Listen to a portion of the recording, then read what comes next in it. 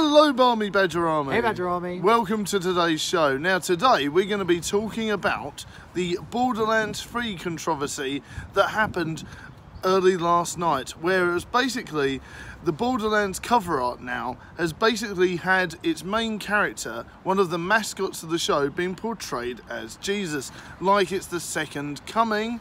And I find that very interesting to talk about, so we're going to talk about that a little bit.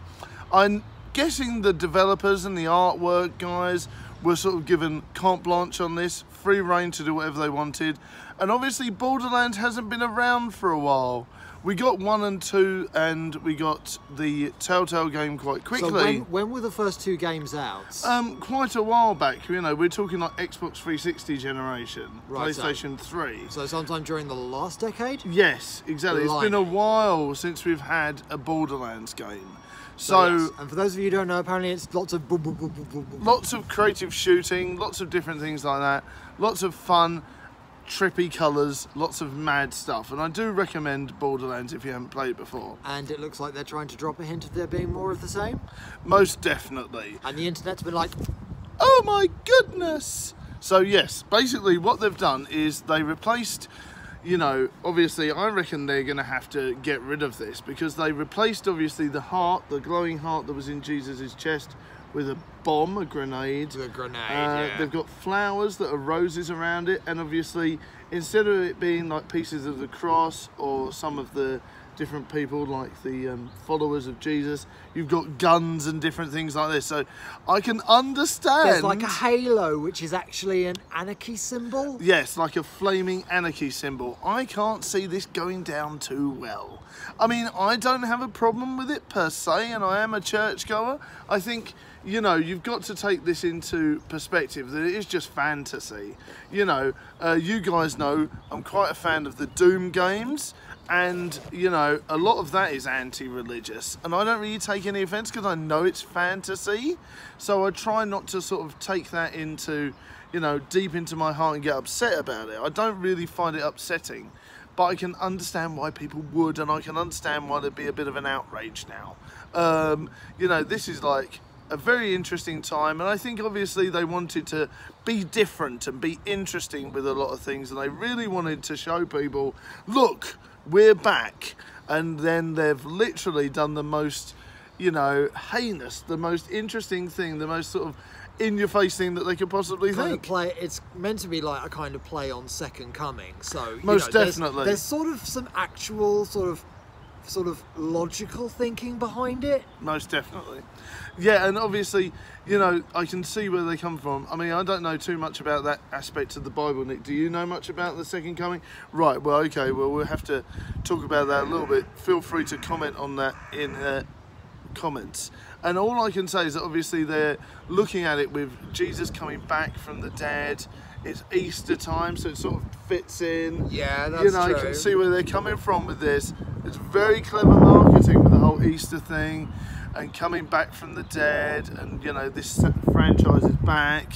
But I think maybe they may have overstepped the mark. What do you think, Nick, now that you've seen the image? I think it's, I mean, I can, as I said, I can sort of see the logic behind it, you know, with it tying in with Easter, with it coming back after a long time. So, you know, I think there actually is some logic to it rather than just trying to be controversial, which is fair enough.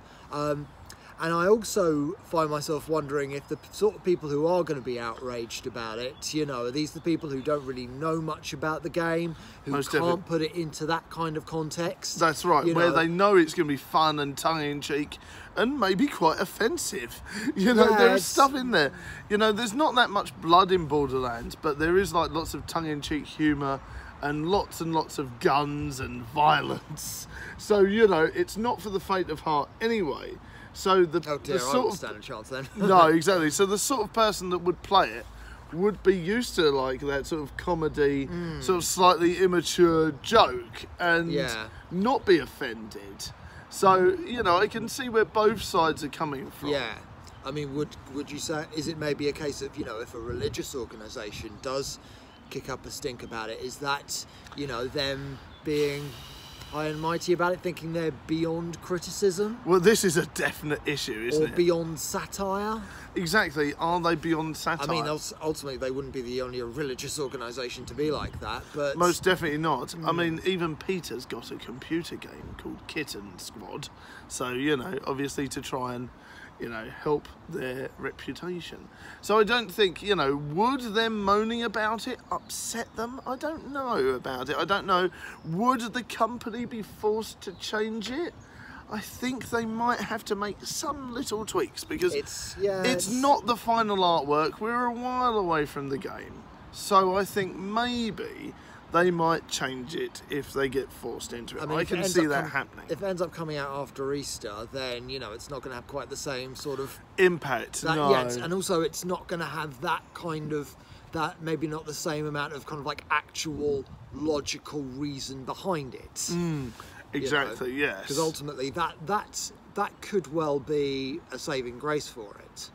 Exactly. No, you're right, mate. But we'll see what happens. It's going to be very interesting, and I'd love to know your thoughts on it in the comments, because I know we don't really get time to talk about video games that much. I know that some of you guys were after us talking about video games, so your wish is my command, and I thought we would talk a little bit about it, but then have a serious debate at the same time, which is interesting, and I thought obviously I've got to keep Nick entertained as well. Yes, so, yes indeed.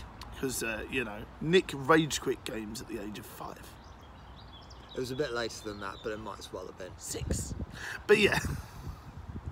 Right. So yes, you want to talk about some of the things that could have been an April Fool's joke, which obviously is leading us into it. Borderlands definitely could have been an April Fool's joke. It could well have been, couldn't it? And so, you know, because I was quite surprised when I found out that that was real. Yeah, and there we go.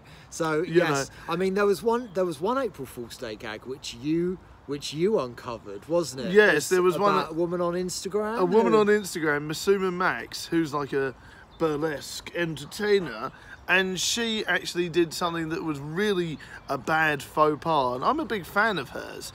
So, but I thought it was really random. She did like a pregnancy joke, where it's like, so yeah, it was where she was like, "Guys, I'm pregnant," and then scroll down, oh no, April Fools, and I was a bit like, ooh. There's been a bit of a big backlash in that. In there was a bit of a backlash on that one for her, and she did apologise straight away to her, you know, to her credit. She did apologise straight away as soon as she found out that her fans weren't fond of the joke. She straight away apologised. So good for her.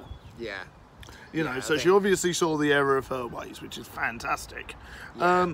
I think where there's a lot of people who, you know, are unable to have kids, you know, and it's kind of, and you know, the way some people can like treat pregnancy as a bit of a joke, and also anyone who's ever been pregnant will tell you there's no joke about it. It's bloody painful, so I've heard.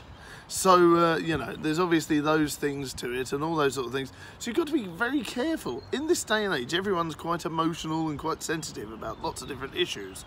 And that's not me doing a rib, that's legit truth. Everyone has different issues and different things that upset them. And that's fair play to them. So, you know, you've just got to be a bit careful now. Nick, did you use the double-sided toilet roll I gave you the other day? The less said about that, the better. One other April Fool's Day joke on a lighter note was when McDonald's announcing its new pickle burger. Just lots and lots of pickles. And that is exactly how someone would react if they were to eat one. Oh my goodness me! That's fantastic. Yes, pickle burgers. Pickle burgers. Why would you even think that's a great idea? That's disgusting. Yes. Yeah. I don't think that went down very well either. Imagine eating one of those. No, I don't want to imagine eating one of those. The Pickle Burger Challenge. Got it here first. You can't get a bucket big enough for the aftermath. Let's do this. Comment below if you want to see a Pickle Burger Challenge. Shut up. We've also had lots of other things as well. We've had Mother's Day. This is true, Mother's Day.